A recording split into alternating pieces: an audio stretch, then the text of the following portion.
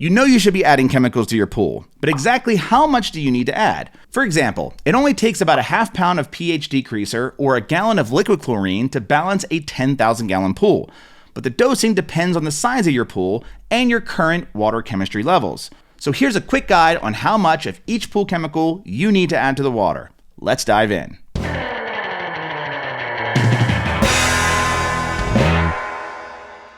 Hey, my name's Matt from Swim University, and before we get into this video, if you want more help taking care of your pool, be sure to grab our free pool care cheat sheet at swimu.com/cheat sheet. It's totally free and will help keep your pool clean and clear throughout the year.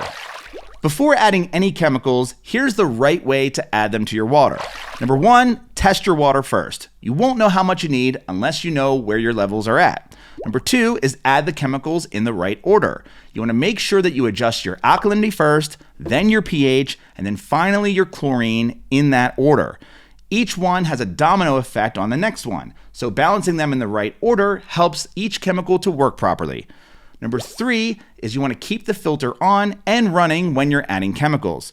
This will help them circulate and disperse everything into the water. Number four is you want to wait at least 20 minutes between adding chemicals and retest your water between doses. Keep in mind that it takes longer to get a reading on slow dissolving chemicals like chlorine pucks. Number five is you never want to mix chemicals outside of the pool because it can cause toxic gas or worse, an explosion. Number six, always wear the right safety gear like gloves and goggles and long sleeves and closed-toed shoes. Okay, here's how much of each chemical you need to add to your pool. You'll need to know how many gallons of water your pool holds before adding anything. Also, these dosages apply to regular pool chemicals like alkalinity increaser or pH increaser, and also their substitutes like baking soda and soda ash. And if you're curious about how to substitute your pool chemicals with household products, be sure to check out our other video. Number one is alkalinity increaser or baking soda. This raises your alkalinity. Your alkalinity should be between 80 and 120 parts per million. We usually recommend at least 100 parts per million, but 80 parts per million is fine. Now, for every 10,000 gallons of water, you'll need to add 1.5 pounds of alkalinity increaser or baking soda to raise your alkalinity by 10 parts per million. So if you have a 20,000 gallon pool, that's 3 pounds. And it's only 3/4 of a pound or about 12 ounces for a 5,000 gallon pool. For example, let's say you need to raise your alkalinity up by 40 parts per million. You'll need to add 6 pounds of alkalinity increaser for a 10,000 gallon pool.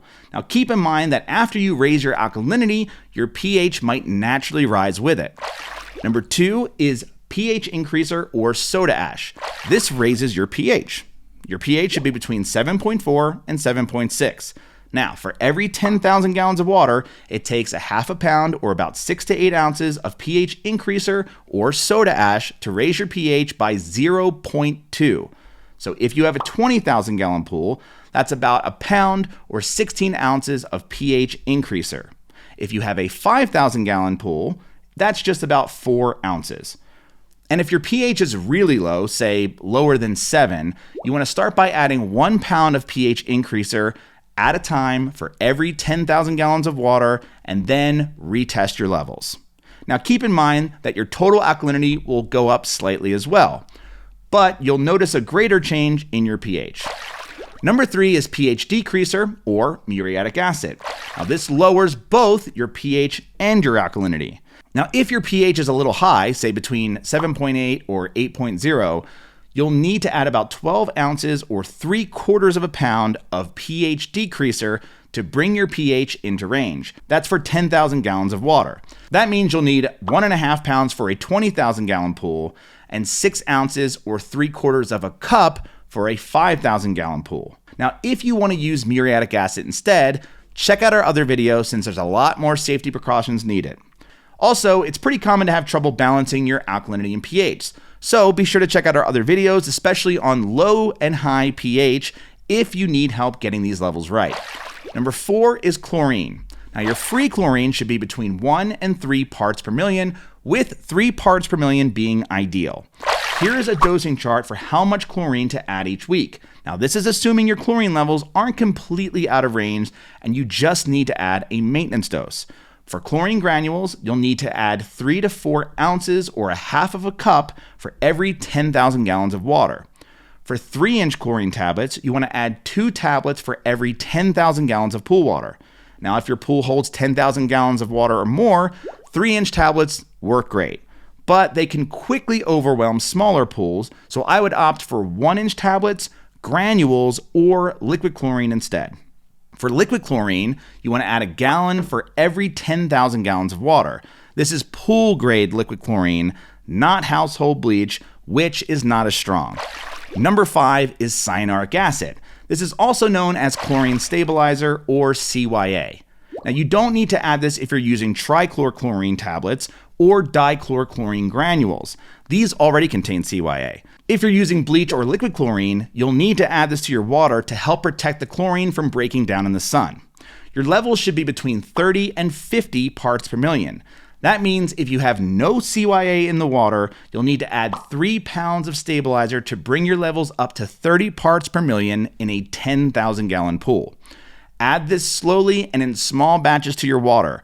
If you add too much, the only way to lower your CYA levels is by partially draining and refilling your pool with fresh water. Number 6 is calcium hardness increaser. Now, this helps protect your pool's surfaces and equipment in the long run. For vinyl liners or fiberglass pools, your calcium hardness levels should be between 175 and 225 parts per million. And for concrete and plaster pools, it should be between 200 and 275 parts per million.